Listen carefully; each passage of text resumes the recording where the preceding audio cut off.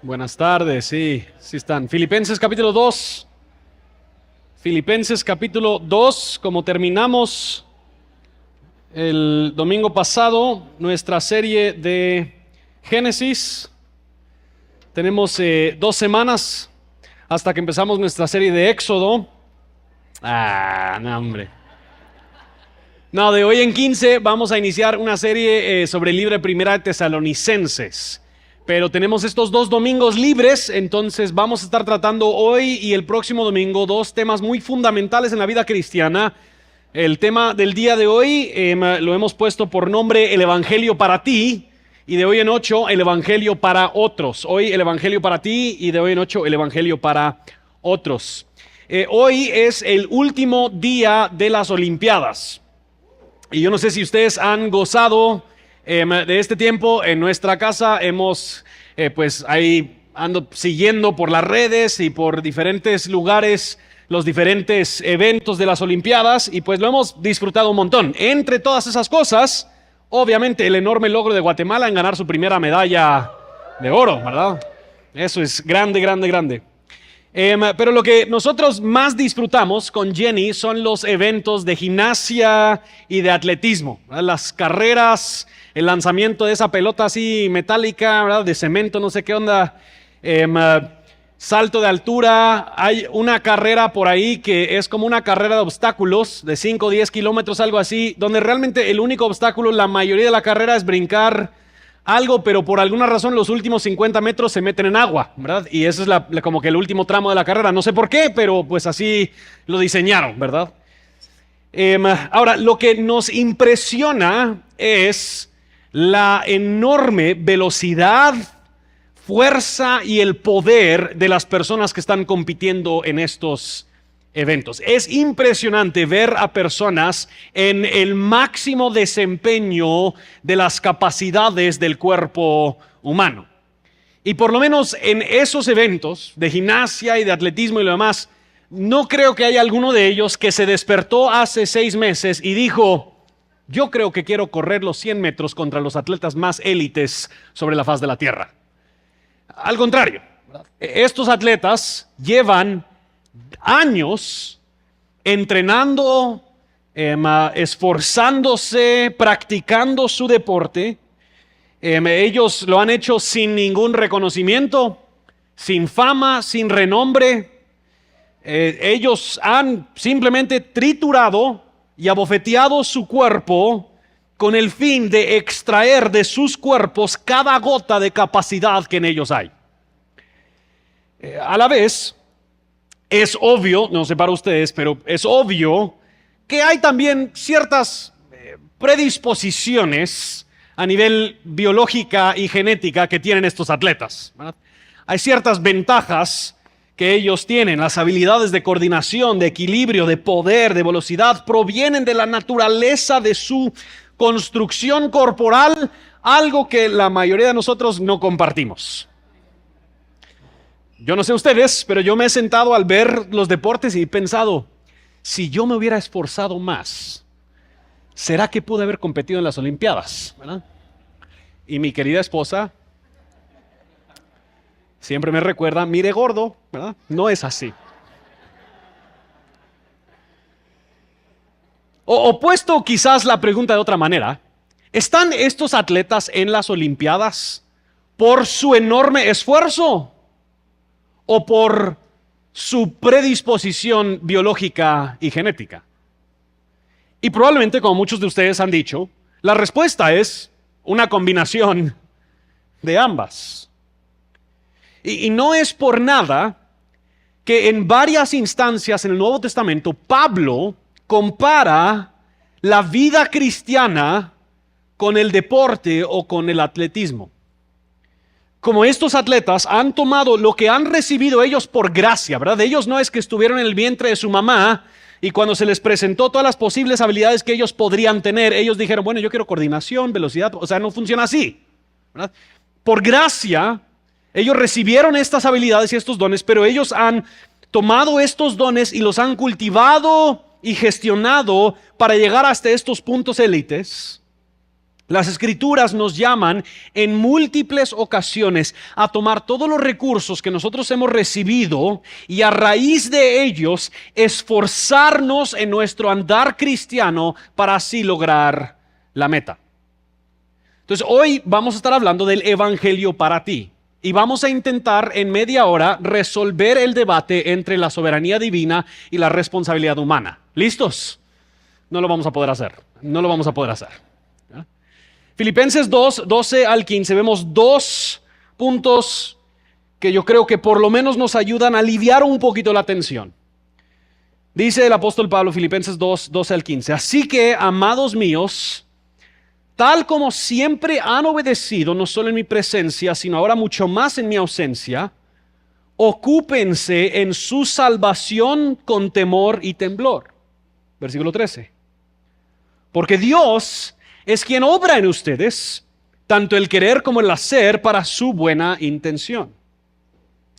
Hagan todas las cosas sin murmuraciones ni discusiones, para que sean irreprensibles y sencillos hijos de Dios sin tacha en medio de una generación torcida y perversa, en medio de la cual ustedes resplandecen como luminares en el mundo. Número 1, tú obras en tu transformación.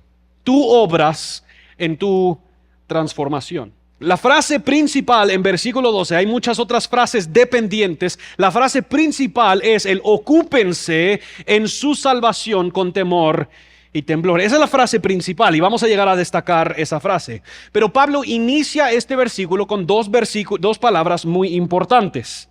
Él inicia el versículo diciendo, así que, vinculando sus conclusiones en estos versículos a los versículos anteriores. Como bien sabrán, Pablo viene explicándole a los filipenses de cómo debería lucir el estilo de vida de alguien que ha creído en el mensaje del Evangelio. Que ellos deberían no preocuparse primeramente por sus intereses, más bien por los intereses de los demás. No considerarse superiores, sino considerar a los demás como superiores, que deberían tener la mente de Cristo, que no consideró el ser igual a Dios como algo al cual aferrarse, sino que se humilló hasta la muerte, y por humillarse hasta la muerte, Dios lo ha exaltado dándole el nombre sobre todo nombre, para que cada rodilla se doble y cada lengua confiese que Cristo es Señor. Así que, ocúpense de su salvación. Pablo está vinculando sus conclusiones en este versículo a lo que él viene expresando en los versículos anteriores. Que la obra de Cristo y el mensaje del Evangelio es el fundamento y ejemplo para todo el andar cristiano. De hecho, esta idea yo creo que se desprende desde los últimos versículos de capítulo 1. Noten lo que dice Pablo en versículo 27 del capítulo 1. Solamente compórtense de una manera digna del Evangelio de Cristo, de modo que ya sea que vaya a verlos o permanezca ausente, muy parecido a lo que está diciendo en versículo 12, pueda oír que están firmes en un mismo espíritu, luchando unánimes por la fe del Evangelio. 29, porque a ustedes les ha concedido por amor de Cristo no solo creer en Él, sino también sufrir por Él. En todo el libro, Pablo está apuntando a cómo luce una vida que se comporta de manera digna o de manera coherente con el Evangelio de Cristo. Una vida coherente con el mensaje que Pablo ha proclamado y con los filipenses han creído. Que a raíz de lo que Cristo ha hecho, a raíz de quién Cristo es, a raíz de haber creído en Cristo y su obra y haber recibido vida en Él, Pablo dice, así que debido a todo eso, ocúpate en tu salvación, hazte cargo de este mensaje que has recibido y gestiona tu vida de tal manera que es coherente con esta verdad. Así que ocúpate de tu salvación. Pero quizás es extraño escuchar a Pablo decir, ocúpate de tu salvación. Nuestra primera inclinación probablemente es decir, pero espérate. No, que la salvación no es por obras. O sea, nos está diciendo Pablo que mis obras contribuyen algo a mi salvación. Y no, y sí. La idea de salvación a lo largo de las Escrituras se utiliza con diferentes matices. Y a veces la salvación se refiere a una faceta particular de la obra de Dios en nosotros. Y a veces la salvación se utiliza como una categoría superior en la que se reúnen estas diferentes facetas de la obra de Dios en nosotros. Entonces, hablando de la salvación como categoría grande, ¿verdad?, nosotros podríamos decir que la salvación incluye la elección, donde Dios elige sobre quién Él va a derramar su gracia. La salvación incluye la regeneración, donde Dios envía al Espíritu Santo para darle vida a un corazón muerto, para que ese corazón muerto pueda ver a Jesús y su hermosura y creer en Él. La salvación incluye la justificación, donde el pecador inocente es vestido en la justicia y los méritos de Cristo y Dios lo declara inocente ante Él. La salvación incluye la santificación, donde este pecador justificado es integrado en este proceso de transformación para ser hecho a imagen y semejanza de Cristo. Y la salvación incluye la glorificación, donde todo este proceso encuentra por fin su meta, que es estar ya perfeccionados en la gloria con Dios en Cristo. Entonces, la salvación, hay pasajes donde la salvación se refiere a esas facetas en particular, y hay pasajes donde la salvación se refiere a toda la experiencia. Entonces, tenemos que hacernos la pregunta: cuando Pablo usa la palabra salvación, ¿a qué se refiere? ¿A qué se refiere? Pues primero que nada, ¿verdad?, por contexto, nosotros sabemos que Pablo está hablando acerca del andar cristiano, acerca de la vida cristiana.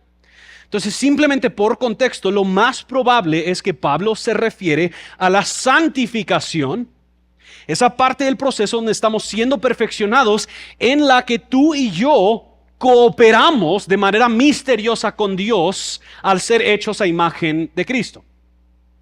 Pero no solo el contexto nos dice eso. Pablo dice, realmente quizás la traducción no capta por completo el matiz del verbo de ocúpense. El verbo, la forma de verbo que Pablo usa da a entender continuidad. Que Pablo está diciendo: sigan ocupándose de su salvación. Ahora vamos a hacer un poquito de gramática. ¿Listos? Pablo dice: así que, tal como siempre han obedecido. Él está iniciando una oración ahí.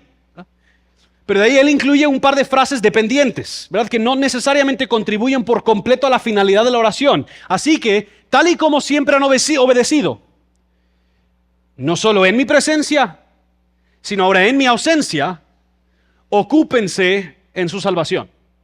Que una manera de entonces entender la estructura de la oración es remover esas dos frases de en medio, donde él habla de su presencia y ausencia, que Pablo está diciendo, lo recortamos: tal y como siempre han obedecido, sigan ocupándose de su salvación. Tal y como siempre han obedecido, sigan ocupándose de su salvación. Que puesto de otra manera, Pablo está diciendo que en versículo 12 de capítulo 2, ocuparse de su salvación es paralelo o sinónimo a la obediencia. Él se refiere a este proceso en el que están los cristianos, de ser conformado más y más, ser más obedientes a Dios, ser hechos más y más santos. Ahora les diré la frase más obvia del día, ¿verdad?, como conclusión, después de todo ese relajo, ¿verdad? Tal vez solo pude haber dicho esto: la obediencia a Dios es vital en la vida cristiana. ¡Wow! ¿Verdad? Años de estudiar teología y llego a eso. A menudo pensamos en la obediencia de manera negativa, como algo duro, como algo penoso, cuando quizás pensamos en nuestros niños que rogados tienen que ir a limpiar su cuarto, o tienen que levantar los juguetes, o lo que sea. Solemos pensar en la obediencia como ceder a regañadientes y simplemente acoplarnos a lo que dice la autoridad, porque eso ha sido mucha la experiencia que algunos hemos tenido. Pero a lo largo de las Escrituras, la obediencia se plantea de una manera muy distinta. La obediencia es escuchar la voluntad de Dios, afirmar su certeza y vivir de manera coherente con ella. Es el reconocer que es Dios quien ha diseñado la vida humana. Él ha establecido la estructura en la que la vida humana mejor florece. Y entonces el ser humano mira la estructura que Dios ha establecido para los seres humanos, afirma, porque Él es Dios y Él es creador, así ha de ser la mejor manera para los seres humanos vivir. Entonces afirman su verdad, lo escuchan, afirman su verdad, entonces voy a vivir así. Voy a vivir bajo el diseño, bajo la estructura, bajo los estatutos y los mandamientos de Dios para la vida humana. Y las Escrituras afirman vez tras vez tras vez que aquellos quienes se someten a la estructura que Dios ha establecido para la vida humana, esto resulta en su gozo, o su prosperidad, su bienestar, su florecimiento. Y hay muchos pasajes a los que podríamos ir, pero basta con Salmo 119. Ahora no vamos a leer todo Salmo 119, no se preocupen, ¿verdad? Pero Salmo 119, los primeros 2 versículos. Cuán bienaventurados son los de camino perfecto, los que andan en la ley del Señor. Cuán bienaventurados son los que guardan sus testimonios y con todo el corazón lo buscan. Versículo 33 al 35. Enséñame, oh Señor, el camino de tus estatutos y lo guardaré hasta el fin. Dame entendimiento para que guarde tu ley y la cumpla de todo corazón. Hazme andar por la senda de tus mandamientos, porque en ella me deleito. 99, 100, 104. Tengo más discernimiento que todos mis maestros, porque tus testimonios son mi meditación. Entiendo más que los ancianos, porque tus preceptos he guardado. De tus preceptos recibo entendimiento, por tanto aborrezco todo camino de mentira. Que la obediencia es dulce para el cristiano. La obediencia es sabiduría para el cristiano. La obediencia nos guarda de la mentira. La obediencia nos guarda de la falsedad, nos guarda del vicio. La obediencia nos da entendimiento, nos da sabiduría, y los que guardan los testimonios de Dios son bienaventurados, se gozan, prosperan, hay bienestar, florecen. Y de alguna manera lo que Pablo está diciendo es, obedecer es ocuparse de su salvación. De alguna manera entonces, cuando nosotros seguimos obedeciendo a Dios, Dios toma esos actos de obediencia y de manera misteriosa Él las va reuniendo para construir en nosotros nuestro proceso de salvación. Eso quiere decir que cuando tú le dices no a la tentación y sí a la santidad, eso no simplemente es un momento de gran esfuerzo que luego se disipa en la atmósfera y ahí tenés que prepararte para la próxima, sino que Dios está reuniendo todos esos pequeños momentos de obediencia y Él las está usando para construir en ti y en mí el carácter de Cristo. Él los utiliza cuando nosotros obedecemos, Él los utiliza en nuestro proceso de transformación, en nuestro proceso de salvación. Quizás un ejemplo nos ayude. Nuestras 3 hijas están en diferentes edades. La mayor tiene 10, la segunda tiene 8 y la tercera tiene 5. Y por sus edades, como pueden imaginar, sus destrezas físicas son muy diferentes. Especialmente cuando nosotros vamos al parque y quieren jugar alguna carrera o quieren jugar la lleva, pues mi hija mayor siempre gana. Porque es más rápida, es más, o sea, sí, su coordinación y lo demás. Pero una de las cosas que le encanta a mi hija mayor hacer es el pasamanos. Entonces ella se sube al pasamanos y rápido va agarrando y ¡puf!, al otro lado. Y mi hija menor, que quiere replicar todo lo que hace su hermana mayor, tiene 5 años y ella también quiere cruzar el pasamanos. Solo que sus piernitas apenas alcanzan para subir la escalera, ¿verdad? Llega a pararse en la última escalera y se estira y logra agarrar la primera barrita del pasamanos y no tiene suficiente fuerza ni para colgarse, mucho menos para pasar a la próxima. Entonces ella llega a esa última gradita en la escalera y ella grita, papi, papi. Entonces yo me acerco y la agarro de la cintura y ella poco a poco va agarrando de una barrita a otra hasta que ella logra cruzar el pasamanos y al terminar ella dice, ¡lo logré! ¡Lo hice! Y nosotros también nos gozamos con ella. Porque vemos que aunque no fue por su esfuerzo que lo logró, su esfuerzo tuvo que ver en el proceso. Habían cosas que ella sí hizo, que cooperaron y participaron de alguna manera en cruzar el pasamanos. Ahora, seguramente no es un ejemplo perfecto, entonces si no eres de ejemplo, si quieres una respuesta técnica y clara, les presento a Louis Berkhoff. Berkhoff dice lo siguiente: cuando se dice que el hombre toma parte en la obra de santificación, esto no significa que el hombre sea un agente independiente en la obra, de modo que ésta sea en parte obra de Dios y en parte obra del hombre, sino simplemente que Dios efectúa la obra en parte a través de la instrumentalidad del hombre como ser racional al requerir de él una cooperación inteligente y llena de oración con el Espíritu Santo. Ahora, tal vez algunos nos quedamos con el pasamanos, ¿verdad? Pero Pablo está diciendo, así que si todas estas cosas que han sido declaradas como ciertas y tú estás afirmando que Cristo es Señor sobre todas las cosas, si todo eso sigue siendo verdad y es tu testimonio, entonces vive una vida digna del Evangelio. Ocúpate, tal y como lo has venido haciendo, sigue ocupándote en tu salvación. Y dice, con temor y temblor.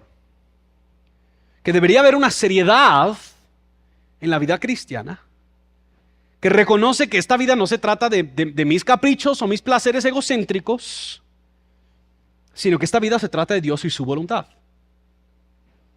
Pero aún ese temor no es simplemente miedo, como solemos pensarlo, sino que el concepto de temor a lo largo de las Escrituras se refiere más a la respuesta reverencial y humilde de asombro hacia Dios al verlo a Él y ver su obra. Que Pablo ha venido afirmando en los versículos anteriores de lo hermoso que es Cristo. Él ha venido afirmando que tal y como Cristo vivió su vida, así es como nosotros deberíamos vivirlo. Y no saben que Cristo tenía toda la gloria a su disposición. Él tenía derecho a ser reconocido y alabado como supremo sobre toda la creación en el momento, en el instante que Él quisiera. Pero en vez de aferrarse a eso, Él se humilló. Y se humilló reconociendo que había un propósito en particular. Se humilló hasta la muerte. Y entonces Dios lo ha exaltado para que Él tenga el nombre sobre todo nombre. Y Pablo está contándoles a los filipenses todo esto porque eso provoca en los creyentes, al ver la hermosura de Dios en Cristo, provoca en los creyentes una respuesta reverencial que brota en obediencia. Ocúpense de su salvación con temor y temblor. Y vamos a brincar por unos momentos versículo 13. Vamos a regresar a eso. No le digan al apóstol Pablo, por favor. Vamos a brincar a versículo 14 y 15, porque ahí Pablo sigue destacando las conductas coherentes de una vida digna del Evangelio. Dice, hagan todas las cosas sin murmuraciones ni discusiones, para que sean irreprensibles y sencillos, hijos de Dios, sin tacha en medio de una generación torcida y perversa, en medio de la cual ustedes resplandecen como luminares en el mundo. Pablo está llamando a los filipenses a vivir una vida que es contraste con la sociedad a su alrededor. Y hasta ahí todos estamos de acuerdo. Los cristianos deberían lucir diferentes al sistema del mundo. Lo curioso es la clase de conducta que Pablo escoge para representar esa diferencia. Uno esperaría quizás en nuestro entorno evangélico que Pablo diría, sean ustedes luminares en la oscuridad, así que no se embriaguen, no bailen, no se tatúen, no escuchen el reggaetón, cosas así. Eso esperaríamos. Pero Pablo dice, hagan todas las cosas sin murmuraciones y discusiones.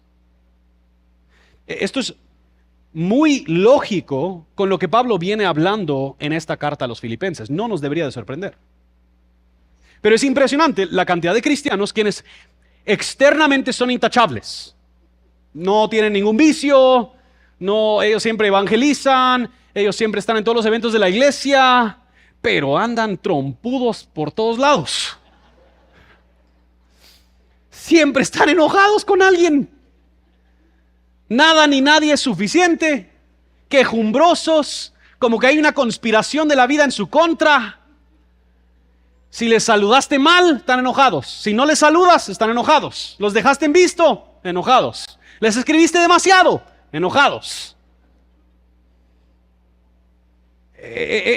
Ese cinismo y descontento permanente que existe en personas, quienes supuestamente son intachables. Y Pablo está diciendo que la manera en la que nosotros hacemos todas las cosas sin murmuraciones y sin estas peleas y discusiones es lo que realmente alumbra en medio de la sociedad.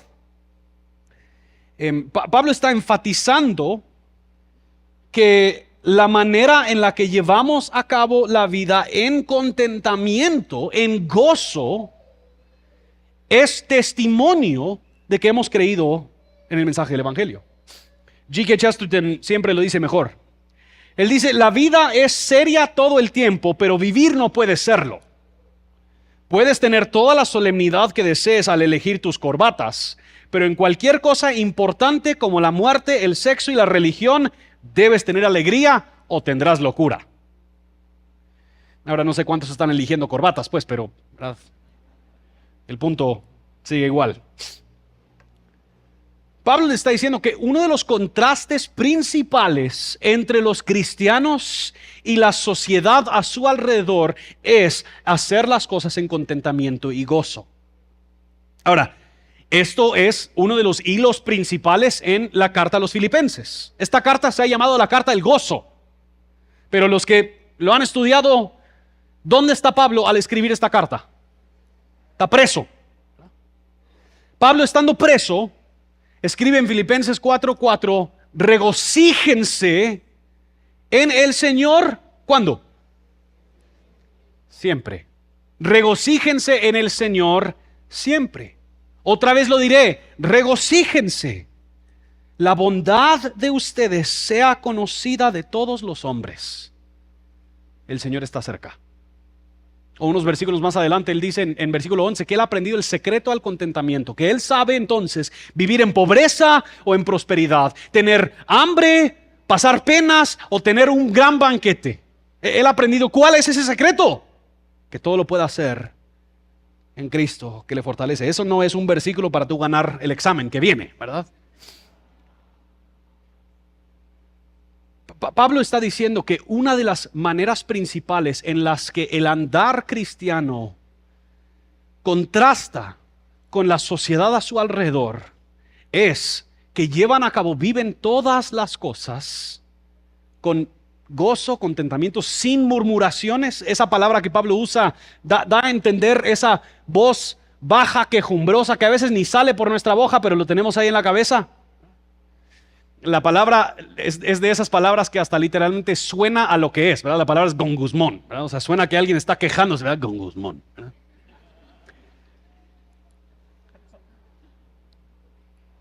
Y yo sé que esto es difícil.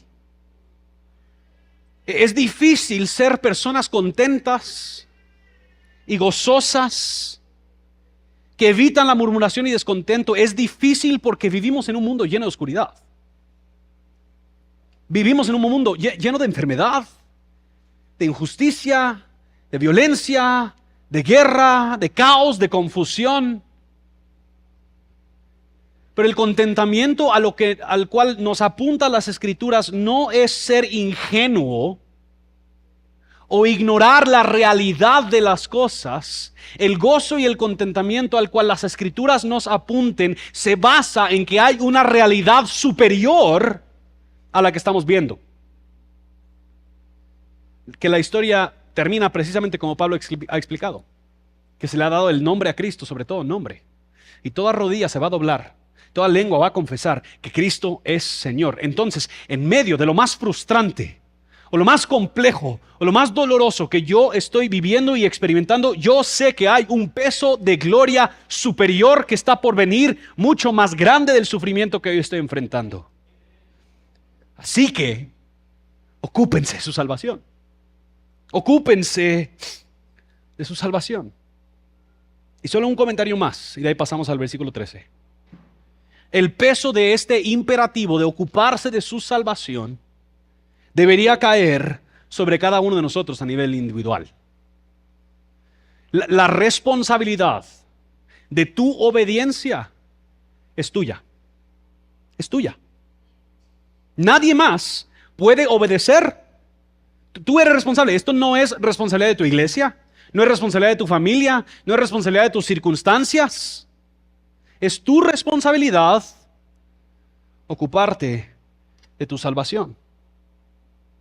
Algunos están esperando a que su líder les diga qué hacer. Pues, Cristo te ha dicho qué hacer. Conócelo y obedécelo. Algunos están esperando encontrarse con el libro perfecto que les describa cómo debería ser su vida.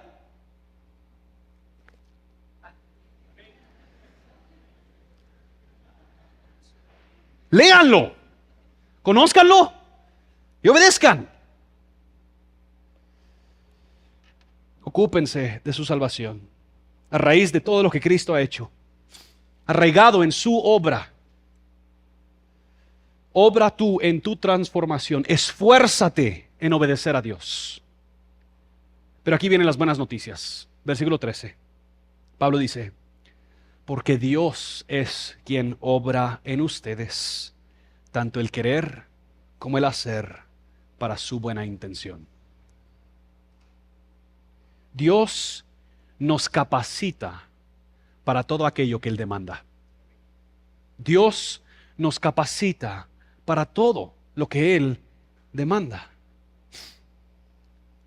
Él no exige que cumplamos cosas como un dictador cruel que Él sabe que supera nuestra capacidad, pero ni modo.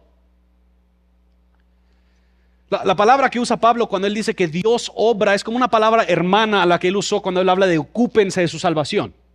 Y es un jueguito de palabras. Uno da a entender una obra exterior y otra una obra interior. No es perfecta la interpretación que les voy a dar, pero es como si Pablo dijera en versículo 12, exterioricen su salvación porque Dios interioriza su salvación. O obren ustedes hacia afuera lo que Dios ya ha obrado y está obrando desde adentro. Que el poder del evangelio está ya pulsando en tu interior. En tu corazón, el poder del Cristo supremo, resucitado, nombre sobre todo nombre, está en ti. Pablo dijo en versículo 6 del capítulo 1, versículo reconocido: estoy convencido precisamente de esto, que el que comenzó en ustedes la buena obra, la perfeccionará hasta el día de Cristo Jesús. Esto quiere decir que todas las cosas están a tu favor cuando se trata de la obediencia a Dios. Todas las cosas están a tu favor. ¿Por qué? Porque Dios te ha dado todos los recursos que tú necesitas, tanto el querer como el hacer, para su buena intención. Pablo está motivando a los creyentes al darles a entender que Dios ya ha tomado la iniciativa. Y porque Dios ha tomado la iniciativa, ellos ahora son capaces de tomar los pasos necesarios. Noten cómo Pablo explica esto en Efesios 2:10. Otra vez, concepto hermoso.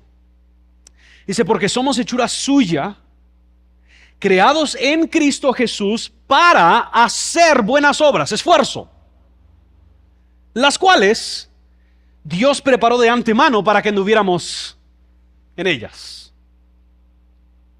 Que Dios está obrando todo esto. Él nos está recreando en Cristo Jesús. Somos hechura suya en Él. Dios nos está recreando en Cristo Jesús para que tú y yo hagamos buenas obras. Pero aún estas buenas obras, Dios ha tomado la iniciativa en prepararlas. Y cada vez que hacemos una buena obra, lo cual requiere nuestro esfuerzo, es simplemente un testimonio de la iniciativa incansable de Dios en anticipadamente sostenernos y capacitarnos para obedecer. El teólogo holandés Brakel lo describe así: los creyentes odian el pecado, aman a Dios, son obedientes y hacen buenas obras. Sin embargo, no lo hacen por sí mismos, ni independientemente de Dios. Más bien, el Espíritu Santo, habiéndoles infundido vida en el momento de la regeneración, mantiene esa vida mediante su influencia continua, la aviva, la activa y hace que funcione en armonía con su naturaleza espiritual. ¿Qué esto quiere decir, mis hermanos y hermanas? Muy sencillamente que obedecer a Dios no es un asunto simplemente de apretar los dientes y apretar las manos y voy a aguantarme otra vez más la tentación, sino que hemos sido dados mediante el Espíritu una transformación completa en nuestro interior, de tal manera que ahora la presencia de Dios, el poder de Dios que levantó a Cristo entre los muertos, está en ti y está en mí. Y Él está obrando, aunque tú no siempre lo veas, aunque no siempre lo percibas. Él está, porque Él te ama tanto y Él quiere que tú seas como Cristo también. Cristo lo envió para que testifique de Él. Él está obrando todas estas cosas en ti para que tú seas conformado a la imagen de Cristo Jesús. De hecho, si se dieron cuenta, la primera palabra en versículo 13 también es muy importante. Dice: ocúpense de su salvación con temor y temblor, porque Dios es quien les da tanto el querer como el hacer. O sea que quien ha tomado la iniciativa para todo esto es Él. Ocúpense de su salvación debido a que todo lo que necesitan para hacerlo ya lo tienen por Dios en Cristo. Obedezcan a Dios, porque Dios les capacita para hacerlo. Y cuando lo hacemos, noten el resultado en versículo 15. Dice: ustedes están en esta sociedad torcida y perversa, en medio de la cual ustedes resplandecerán como luminares en el mundo. Que cuando nosotros escuchamos, afirmamos la verdad de Dios y obedecemos la verdad de Dios, y empezamos todos los cristianos a comprometernos con esta verdad y a vivir vidas coherentes con la verdad y someternos en obediencia a la verdad, eso empieza a hacer cosas, a provocar ciertas cosas dentro de la sociedad. Porque de repente, si hay, digamos en Guatemala, seamos un 40% de creyentes, realmente si estuviésemos obedeciendo a Dios así, sería mucho más difícil que prevalezca la mentira, ¿verdad? Mucho más difícil que prevalezca la corrupción, mucho más difícil que prevalezca la injusticia. Que de repente esta comunidad de personas quienes han escuchado la verdad, creído la verdad y viven coherente con la verdad, empiezan a testificar al mundo que hay un camino mejor y alumbran, iluminan la oscuridad. Pero es increíble cuántas veces vivimos ya como cristianos vencidos. No, es que ya lo intenté demasiadas veces. ¿Sabes lo difícil que es aguantarte la tentación? Si supieras lo difícil que es levantarme temprano. No, es que ya para final del día estoy demasiado cansado. O estamos esperando alguna experiencia grande, algún libro perfecto, alguna prédica puntual, alguna conversación que nos venga, nos confronta, nos sacuda, y mientras tanto no nos estamos apropiando de todos los recursos sobrenaturales y milagrosos que ya son nuestros en el Espíritu Santo.